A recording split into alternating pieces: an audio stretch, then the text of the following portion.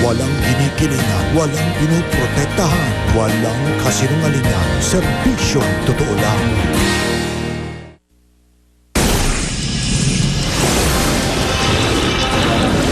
Batang babae sa Caloocan, kinadena umano sa loob ng kwarto ng sariling ina.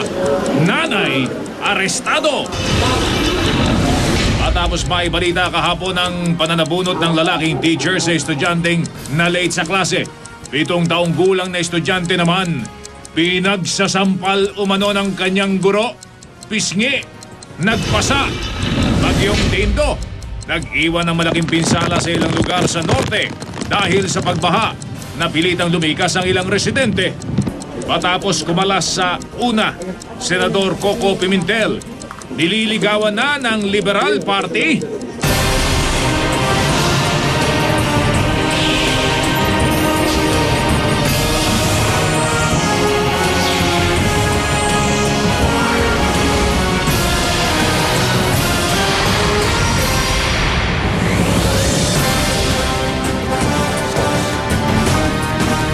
Magandang gabi po. Kagabi lang ay ibinalita namin sa inyo ang tungkol sa pananabunot ng isang guro sa dalagitan niyang estudyante sa Occidental Mindoro.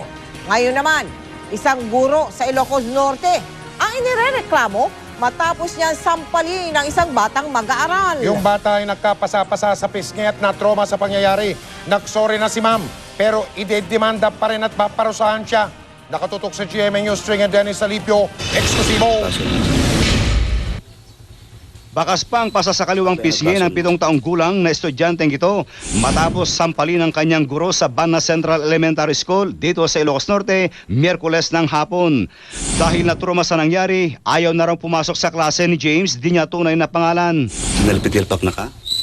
Apa yan at basol mo? Alat pa ng tilpak na king ka? Chinelas, inima. Ayon sa ina ng biktima, kitang-kita raw niya ang pananampal ng gurong si Marites Gacula sa kanyang anak. May kamandito, agtugaw, inulod na sa nga pinungot. Putron, tinulpak-tulpak na tiiman na sir, tinaminado. Nalpas na nga tinulpak-tulpak tiiman na sir. Nala na tinala, di pala na nagtiiman na sir. Nala na titinala sir, ngayon tulpak man hindi, ulunan. Ay, di rupa na sir. Inamin naman ng guro ang kanyang nagawa, pero depensa niya, nasampal daw niya si James dahil sa umano'y ipinagkakalat nitong chismis ukol sa kanya.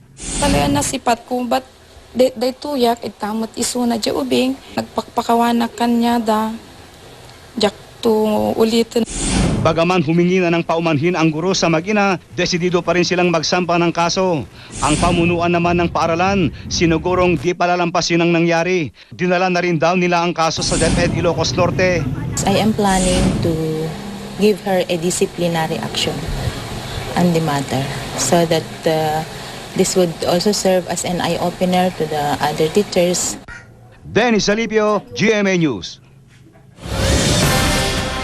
Hindi raw palalampasin ng Department of Education ang mga kaso ng pananakit ng mga guro sa mga estudyante. Bukod sa pagbuo ng tinatawag na Child Protection Committee, meron na ring action center ang DepEd. At yan ay para tugunan ng mga ganyang klase ng reklamo. Nakatutok si Bam Alegre. Ito ang video ng pananabunot ng isang lalaking guro sa kanyang estudyante sa Occidental Mindoro noong Marso. Nagalit daw si Sir dahil na late ang babaeng estudyante. Ipinakita ng GMA News sa Department of Education ang video. At ayon sa DepEd, malinaw raw na may nilabag ang guro. Dito sa video na to, clear na merong physical act na nakakasakit yung pananabunot. At ito ay specifically sa mga pinagbabawal. Sa Ilocos Norte, isang 7 taong gulang naman na estudyante ang sinampal umano ng kanyang guro matapos na akusahan ng guro ang estudyante na nagkakalat ng chismis tungkol sa kanya. Natanggap na raw ng DepEd ang ulat kaugnay nito pero hindi pa raw kumpleto ang hawak nilang mga detalye sa ngayon. Although walang kuryente doon, natawagan at sinabi na kahapon ay pinatawag na yung teacher at saka yung magulang ng bata, kasama yung bata at saka yung principal. Aminado ang DepEd na nangyayari ang mga ganitong insidente sa mga pampublikong paaralan kaya nagtayo sila ng DTEX Action Center para tumanggap ng mga text, tawag at walk-in na reklamo tulad ng pananakit sa mga estudyante. Dito sa DTEX Action Center, pinoproseso ang iba't ibang mga reklamo. Kabilang na riyan ang pananakit sa mga estudyante. Pero simula sa Hunyo, ipapatupad na rin ng DepEd ang tinatawag nilang Child Protection Committee sa bawat paaralan. Dito pwede lumapit ang mga biktima ng pananakit at maging ng bullying. At itatala ng mga komite ang kanilang reklamo dito sa tinatawag nilang intake sheet para makarating ng diretso sa DepEd. Starting ngayong Hunyo, talagang strictly enforced natin. At ang ating policy is zero tolerance for all forms of violence in the school. Ang focus ng policy natin is really prevention. Kaya nga mag-organize tayo ng ating Child Protection Committee. Pero ayon sa grupong Alliance of Concerned Teachers o ACT, hindi raw sapat na solusyon ang pagtatayo ng komite sa bawat paaralan para iwasan ang karahasan. Ang susi dito yung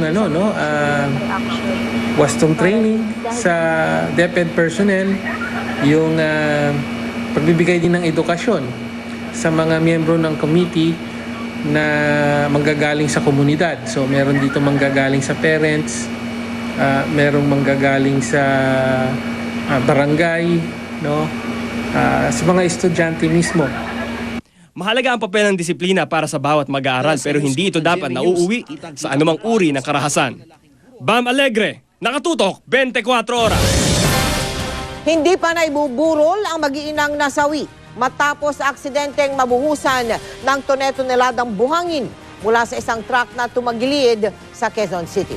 Ang reklamo naman laban sa driver ng truck nasa piskalya na. Nakatutok si Chino Gaston. Sinampahan ng truck driver na si Jerome Doctolero ng reklamong reckless imprudence resulting in multiple homicide dahil sa pagkamatay na mag-iinang sina Jeneline, JC at Cristel Tabahonda. Natabunan ng buhangin ng mag-iina habang natutulog ng tumagilid ang minamanehong truck ng sospek karga ang buhangin sa Santo Domingo, Quezon City kahapon ng madaling araw. Kasama nga sa mga naghatid kay Doctolero sa Quezon City Hall of Justice ang asawa at ama ng mga biktima na si JC Rebadaho at ilang pang miyembro ng pamilya Tabahonda. Tanggal lang. Si Rebadaho ang caretaker ng construction site kung saan nangyari ang aksidente. Muling nagharap ang driver at mga kaanak ng mga nasawi. Pero kalmante ang sitwasyon at nakuha pang mag-usap ni Rebadaho at Doctolero.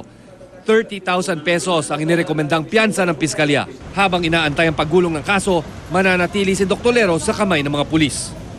Pasamantala nandito muna siya dito muna sa aming himpilan sa Traffic Sector 1. At hanggat wala yung tinatawag na nitimos ng galing ng piskalya, para itan over siya sa Manila, sa Quezon City Jail po. 2 araw matapos mangyaring aksidente, hindi pa rin nabuburo lang mag-iina. Ayon sa kanilang mga kaanak, hindi pa raw naasikaso ang bayarin sa ospital at punerarya ng may-ari ng nakadisgrasyang truck. Nangako raw ang kinatawan ng kumpanyang Chelsea Sand and Gravel kahapon na sasagutin ng mga gastusin ng pamilya. Sa isang text message, sinabi ni Ami Roldan, isang tauhan ng kumpanya, na hinihintay lamang nila ang pasya ng kanilang boss dahil malaki-laki ang hinihinging pera ng pamilya. Chino Gaston, nakatutok, 24 oras. Kailangan pa raw sumailalim sa mas masusing pagsusuri ang kasambahay na naka-ospital sa mga sandaling ito sa lalawigan ng Catanduanes. Sa tindi raw kasi ng pagmamaltrato na sinapit umano niya sa kanyang amo, baka bukod sa mga sugat sa katawan ay may natatago pa siyang pinsala. Nakatutok si Jong Consulta, eksklusibo. Lumabas sa medical examination ni Bonita Baran ang kasambahay na nagreklamong minaltrato ng amo na taga Maynila na may multiple healed wound ito sa ulo at leeg. Nalapnos din daw ang bahagi ng mukha nito matapos daw siyang plansyahin ng amo. May tama rin ng plansya ang likuran, balikat, braso, binti at paa ng dalagita. Galit siya sa labas. Pagdating sa bahay, pag nakita niya din ako, nagagalit din siya sa akin. Sinasampal niya ako, minsan tinataboy niya ako, minsan sinasakal niya akong ganito. Yung hinihila niya po ito, nakaganon po. Sabi niya sa akin, ba't ang tagal-tagal ko daw mamatay? Ayon sa mga doktor na tumingin kay Bonita, kailangang sumailalim sa cranial CT scan, x-ray of the spine at iba pang eksaminasyon para matiyak na wala itong mas malalim na pinsalang tinamo mula sa employer na 2 taon niyang pinagsilbihan. Kailangan magpa-CT scan yung pasyente para mas maging clear kung may namumong dugo or yun, kung may damage sa brain. Sabi ng kapatid ni Bonita, malaki ang ipinagbago ng itsura nito mula nang huli nilang makita. Kaya nga po siya nagtrabaho sa Maynila kasi para po makapag-aral kami. Kasi po sa hirap ng buhay namin kasi mga magulang ko wala naman sapat na trabaho. Ano po, yung isang mata niya, pag inoperahan po, makakita na po siya. Tulungan niyo po kami. Sinimulan na rin ng DSWD dito sa Catanduanes ang counseling sa kanya. At dahil may reklamo ng inihain si Bonita laban sa amo, nakikipag-ugnayan na ang iba't ibang ahensya sa Maynila para mapanagot ang dating amo. Tao ba ang gumawa nito? Parang hindi na tao eh. Baka hindi lang yan, hindi lang sa kanya magawa yun. Marami pa tayong mga kababayan dito na pwedeng gawin din na ganyan. Hinanap ng GMA News para kunan ng pahayag ang among inireklamo nito pero wala siya sa pinuntahan naming address. Mula rito sa Catanduanes, John Consulta, nakatutok, 24 oras. Kaligtasan mo sa Alerto 24. Mga kapuso, wag po kayong basta-basta magtitiwala sa mga taong hindi nyo namang kakilala. Naganap po ito sa lungsod ng Cebu, isang batang nadukot sa isang mall nang makuha ng mga sospek ang loob ng tiyahing niyang may karga sa kanya. Matapos ang ilang araw, naibalik na rin ang bata sa kanyang ina. Si Bex may humawas ng GMA Cebu, naka-Alerto 24. Naging madamdami ang pagtatagpo ng ginang na ito at ng isang taong gulang niyang anak. Ilang araw kasing nawalay sa kanya ang anak nang dukutin ang bata sa loob ng isang mall dito sa Cebu City noong Lunes. Arin lang ginina, kunin ako ni Karga raw ng tiyahin ang bata nang lapitan ng dalawang babaeng nagpakilalang kaibigan ng ina nitong Lunes. Nakuha raw ng dalawa ang kanyang tiwala, kaya nagawa niyang ibilin sa mga sospek ang bata para makapamili siya sa mall. Pero pagbalik niya, wala na ang dalawang babae at ang kanyang pamangkin. Mula nang mawala ang bata, nanawagan sa local media ang mga kaanak nito.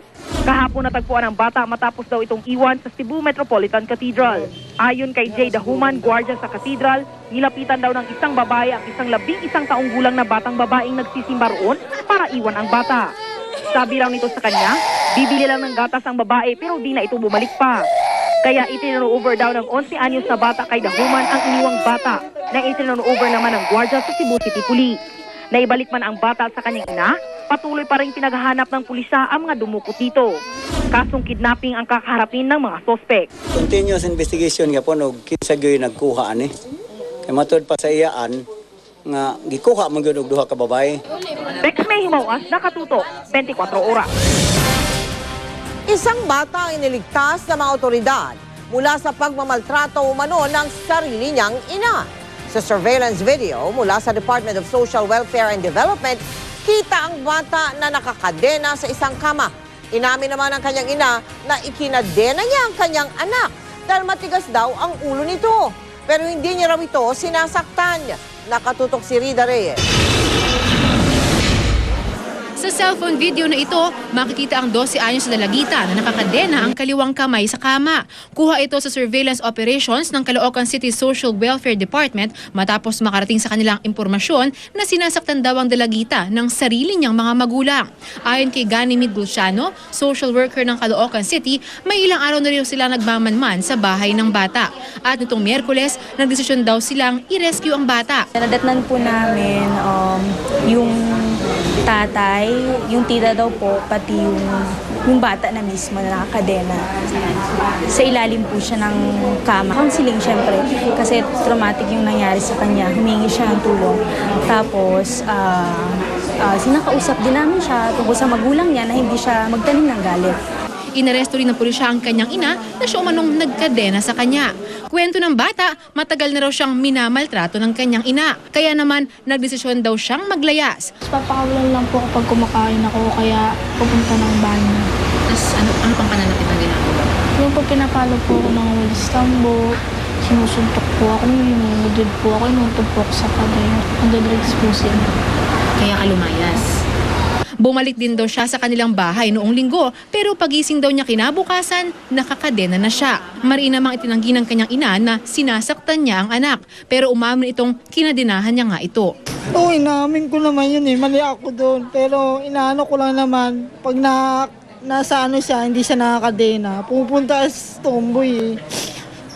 Ang inaano ko, sabi ko sa kanya, mag-aral ka anak para makagraduate ka. Kasalukuyang nasa 100 PNP ang suspect at nasampahan ng kasong slight physical abuse. Hindi naman dadaan sa ganyan yung disiplina sa bata. No? Sa ngayon, ibang kabataan ngayon kailangan mas positive yung approach natin. Hindi pwede yung corporal punishment. Rida Reyes, Nakatutok, 24 Oras.